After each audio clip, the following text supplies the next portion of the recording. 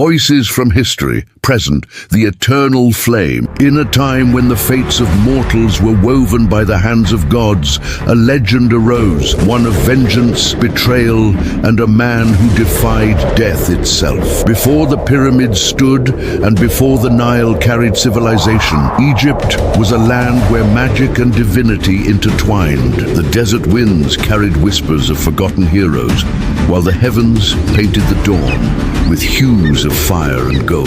This was a realm where gods and mortals coexisted, and the balance between them was fragile. Temples and tombs were more than just monuments. They were battlegrounds in the eternal war between order and chaos. From this struggle, a legend was born. Beneath the sacred stars, the Temple of Anubis stood upon the cliffs of the western desert. It was a sanctuary of divine order, where the scales of justice weighed the souls of the dead. Torches flickered against ancient stone, their flames dancing to whispered prayers. At the temple's heart, upon a weathered altar, rested the heart of Anubis, a relic of immense power. Menekhet, the temple's guardian, was a warrior clad in golden armor. He patrolled the sacred halls, sworn to protect the relic from any threat. But beyond the temple walls, a shadow moved with purpose.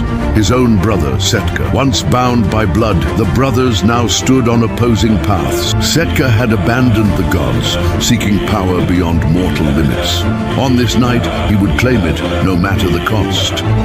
Steel clashed in the silence of the temple as the brothers faced each other. Menekhet questioned his brother's betrayal, but Setka, hardened by resentment, refused to be bound by fate. Their battle was more than swords. It was a clash of ideals, of love turned to hatred. Blades met, carrying the weight of lost years and shattered memories. In the end, treachery prevailed. Setka's dagger found its mark, piercing Menekhet's chest.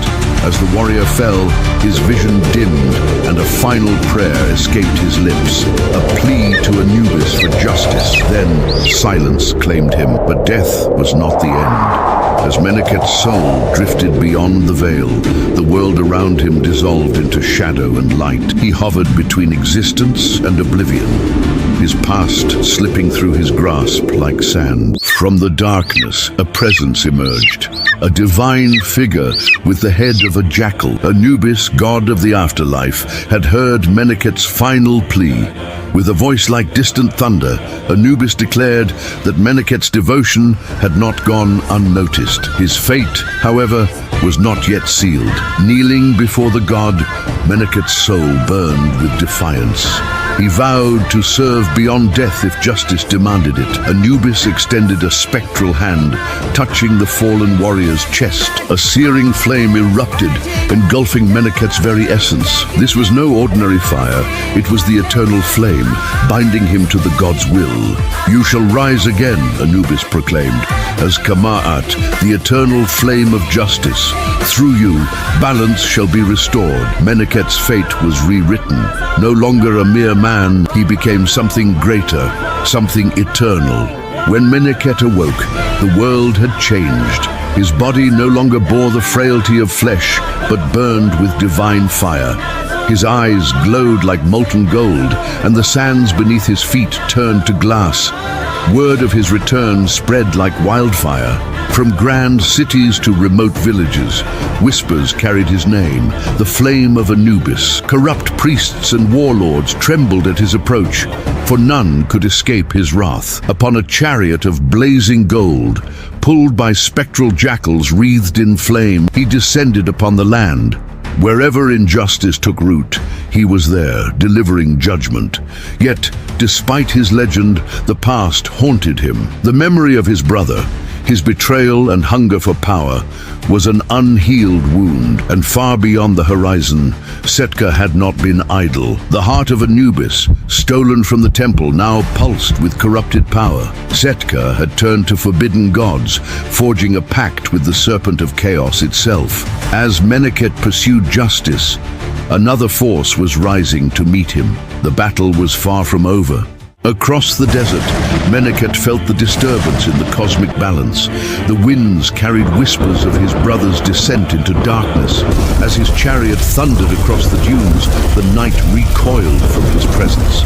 Atop a ruined temple, the brothers stood face to face once more. Menekhet saw the corruption in Setka's eyes, the madness consuming his soul. Where once there had been a brother, now stood only a creature of darkness. Setka, grinning, renounced the gods and the chains of fate.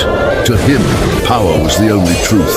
The ground trembled as their forces clashed, flames of divine judgment against the abyssal tendrils of chaos. Every strike sent shockwaves through the ruins.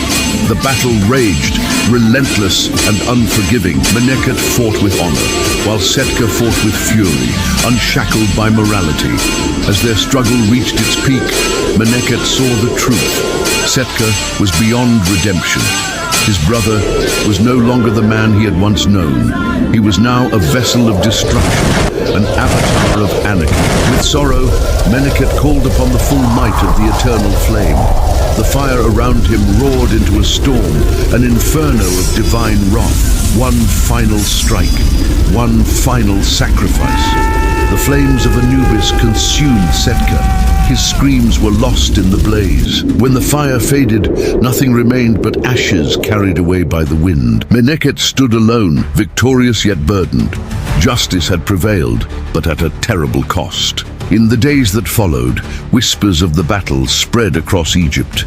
The people spoke of the avenger cloaked in fire, the warrior who had banished darkness. But Menekhet knew his mission was far from over. The world would forever teeter between balance and chaos. As long as injustice persisted, the eternal flame would burn. Beneath the endless sky, he rode onward, an undying guardian. His tale became legend, woven into the fabric of history. And so, the flame of Anubis burned on, an unyielding force against the shadows of time.